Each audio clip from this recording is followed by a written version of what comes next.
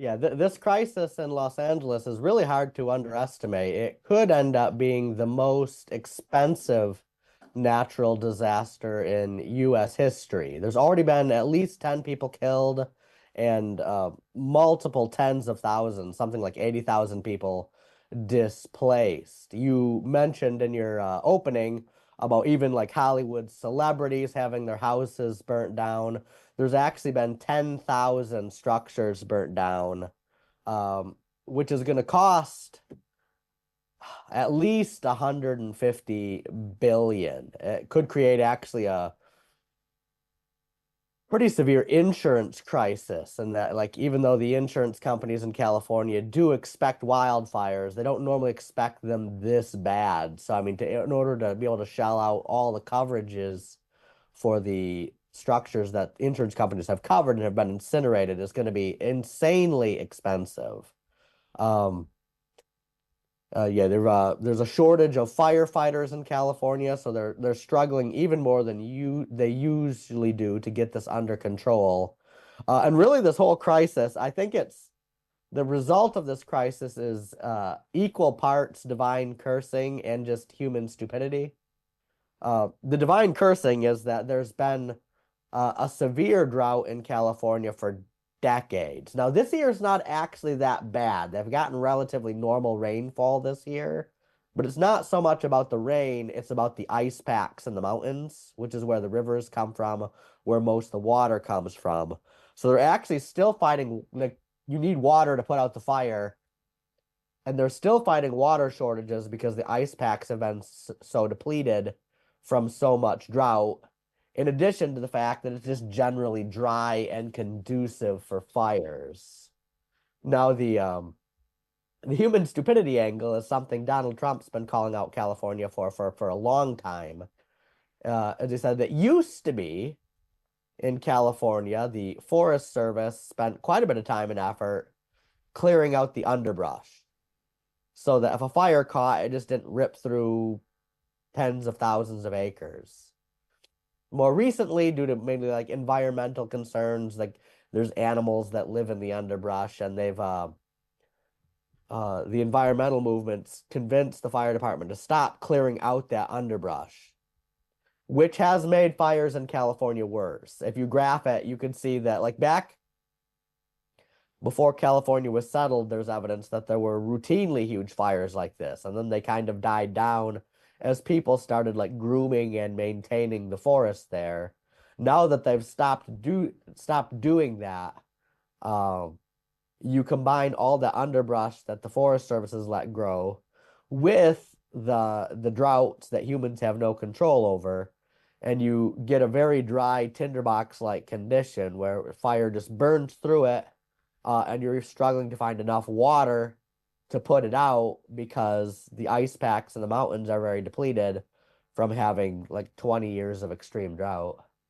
Right. So it's a combination of those issues, and we saw.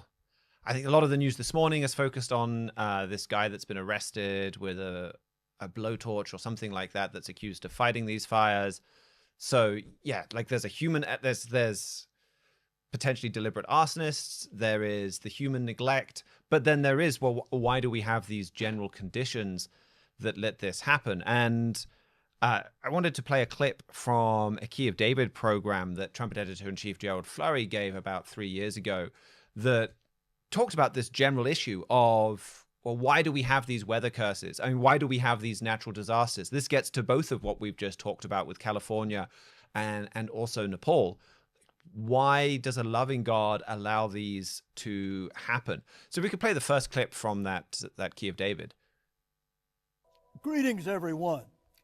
The British and American peoples, especially the British peoples around the world, along with the American nation, have a variety of views about climate change, and I don't want to talk to you about political views today, except one, and it is a deadly, deceptive view that is going to affect every single one of us if we believe it. There was an ex-U.S. Secretary of State that recently talked about this subject on television. And he said that all of these violent storms that you see around America and the world are caused by climate change. Now, that is just about the most deadliest deception you could possibly hear, and I want to show you why. There are many others that have that view. They have it, they believe it, but today I want to bring God's view into this climate change controversy.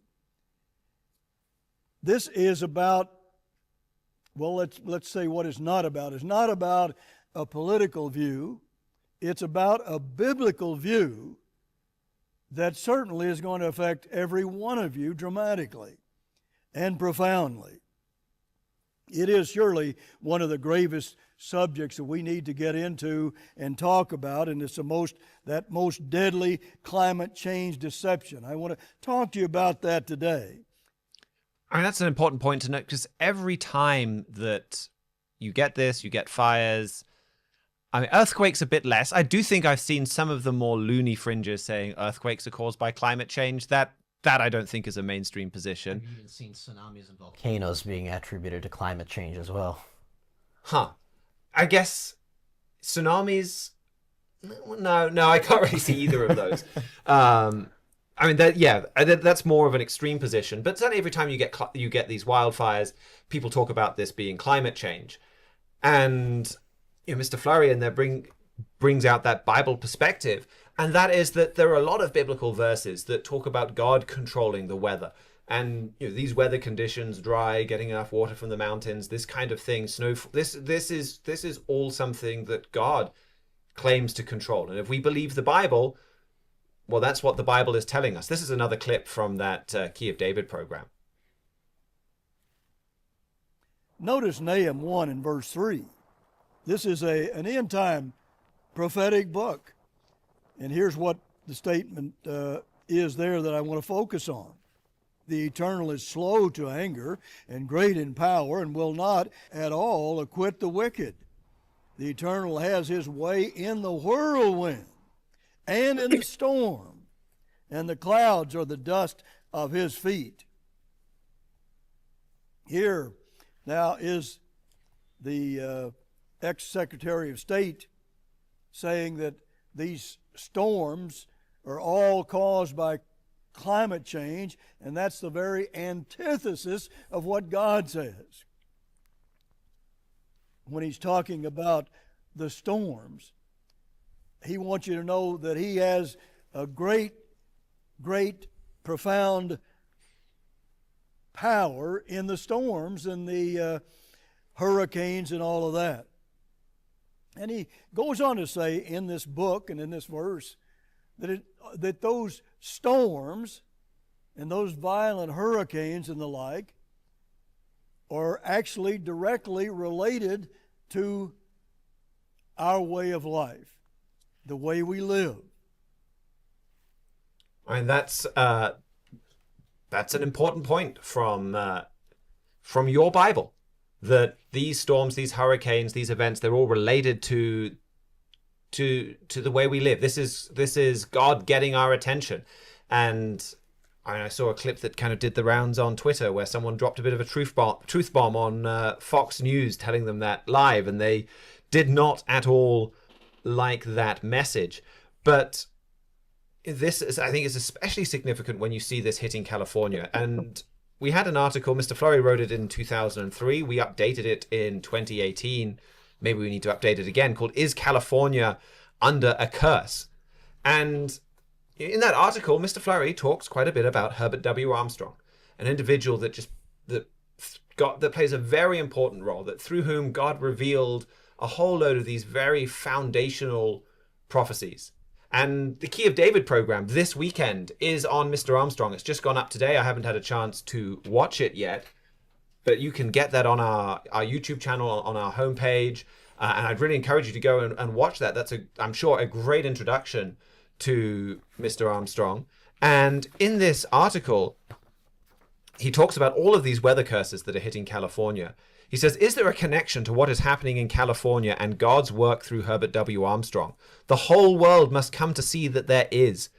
California was saturated with God's warning message more than any other state.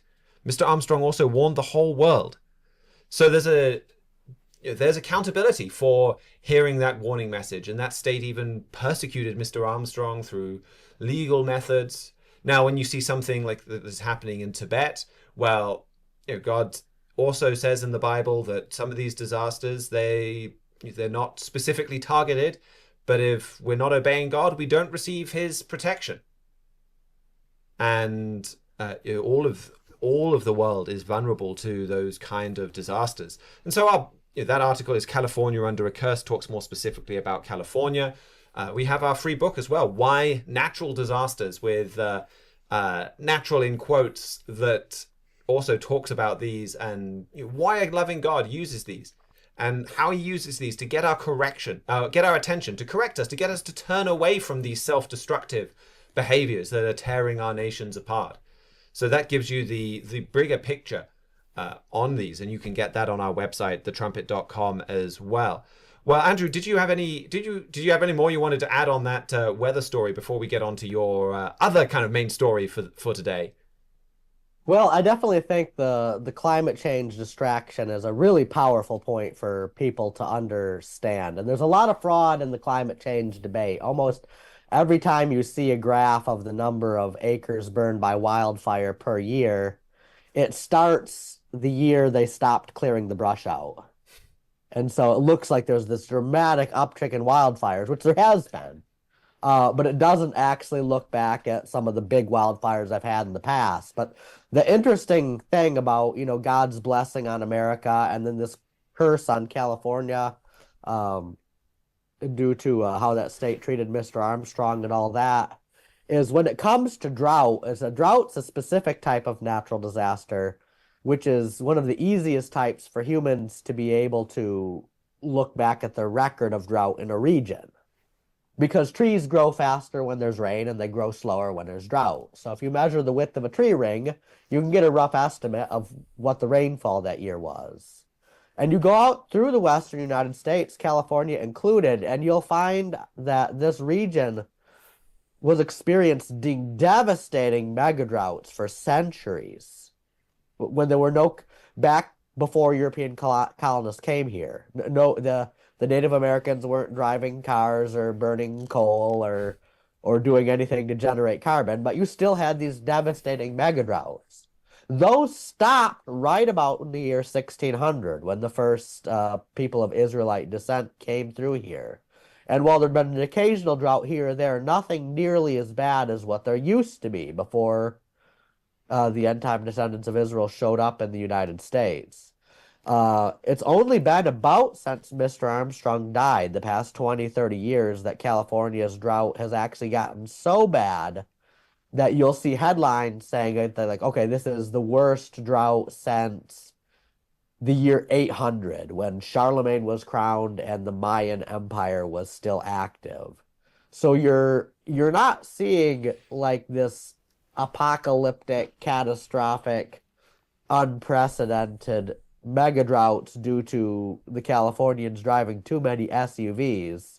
Is what you're actually seeing is a return to the way the weather was in North America before the first Israelite colonists showed up here, and God took this 400-year period to really just bless the weather. And I think when you overlook that fraud and actually take the log view, you actually should just be asking the questions like, well, why is the weather unseasonably? There was been like rain and dew season from the time the colonists showed up until Jamestown until about the time Mr. Armstrong died. Before that, there wasn't, and now there isn't. So that can really start getting you to ask some questions. Like, okay, well, what is it that made God change his mind to actually start cursing the weather the way the weather was before he started blessing the Americans and Canadians when they came over?